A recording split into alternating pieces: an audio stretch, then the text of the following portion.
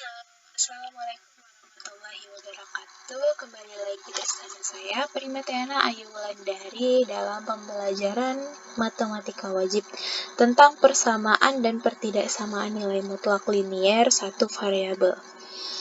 Apa saja sih yang akan kita pelajari di sini? Di sini kita akan sama-sama belajar memahami tentang konsep nilai mutlak, persamaan nilai mutlak linier satu variabel, dan pertidaksamaan nilai mutlak linier satu variabel. Setelah menonton video ini, diharapkan kalian nanti bisa menyelesaikan masalah-masalah yang berkaitan dengan konsep nilai mutlak, persamaan nilai mutlak linier satu variabel, dan pertidaksamaannya. Sebelum kita masuk ke konsep nilai mutlak, di SMP tentu kalian sudah tahu kan, sudah pernah belajar tentang persamaan linier satu variabel. Yang gimana sih persamaan linier satu variabel itu? Kalau lupa nih, saya ingatkan kembali, persamaan linier itu biasanya yang bentuknya 3x tambah 7 sama dengan 5, atau 2x tambah 1 sama dengan 3, atau juga ax tambah b sama dengan c, itu bentuk umumnya. Nah, yang seperti itu yang dinamakan persamaan linier satu variabel. Oke, lanjut ke konsep nilai mutlak. Nilai mutlak itu dilambangkan dengan garis 2.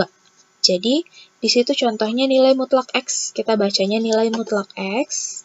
Lambangnya garis X garis. Lanjut. Nilai mutlak itu kalau misalkan sudah pernah dengar, katanya dia selalu positif. Kenapa ya dia selalu positif?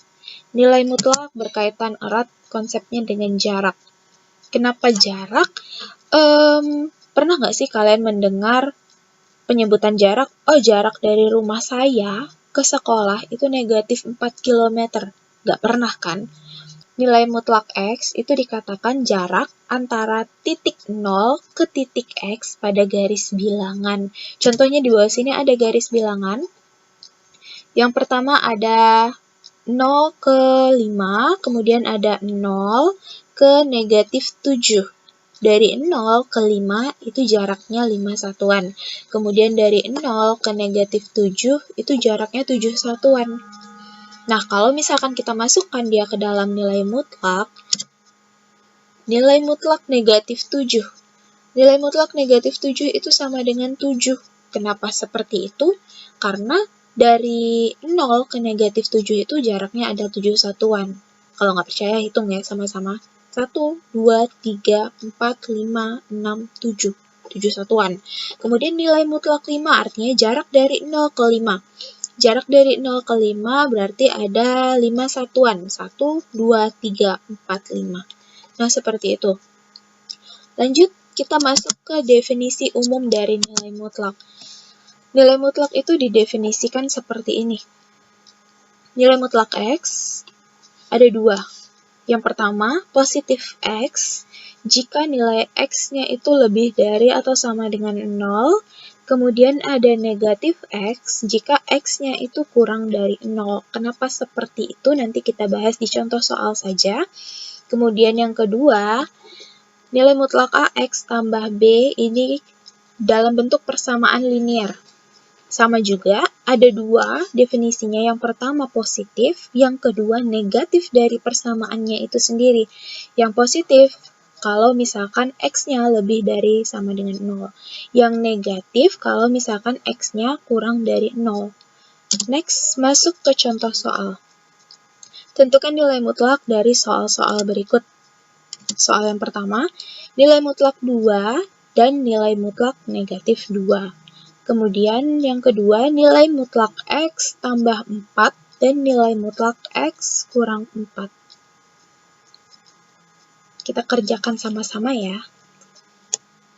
Oke, tadi kita sudah membahas definisi dari nilai mutlak. Sekarang kita lanjut mengerjakan contoh soalnya. Yang pertama, nilai mutlak dari nilai mutlak 2 dan negatif 2. Gimana sih ngerjainnya? Kalau misalkan berdasarkan definisi nih, katanya nilai mutlak X itu sama dengan X jika X-nya lebih sama dengan 0 dan negatif X jika X-nya kurang dari 0. Nah, kemudian kalau misalkan nih nilai mutlaknya itu nilai mutlak 2, gimana sih cara kita mendefinisikannya? Katanya kan nilai mutlak itu harus positif, tapi kenapa harus ada yang negatif? Caranya dari sini nih. Awalnya dari sini. Lihat nilai X-nya. Siapa yang di dalam nilai mutlak? Apakah dia lebih besar dari 0? Apakah dia kurang dari 0? Sedangkan di sini nilai mutlak 2. 2 itu lebih dari 0 atau kurang dari 0? 2 itu lebih dari 0 ya. Jadi kita pakai definisi yang ini. Nilai mutlak X sama dengan X, artinya dia dirinya sendiri. Nilai mutlak 2 sama dengan 2. Nilai mutlak negatif 2, karena negatif 2 kurang dari 0, berarti dia negatif dari negatif 2 sama dengan 2. Nah, hasilnya jadi positif kan? Lanjut di soal yang nomor 2. Kita definisikan soal yang nomor 2. Nilai mutlak X tambah 4 dan nilai mutlak X kurang 4. Caranya gimana? Di sini kita belum menentukan persamaannya ya. Kita belum menentukan berapa nilai X-nya. Ini hanya mendefinisikan saja. Jadi, untuk nilai mutlak X tambah 4, definisinya itu ada 2.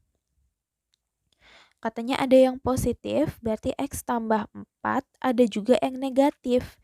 Negatif dari X tambah 4. Syaratnya gimana?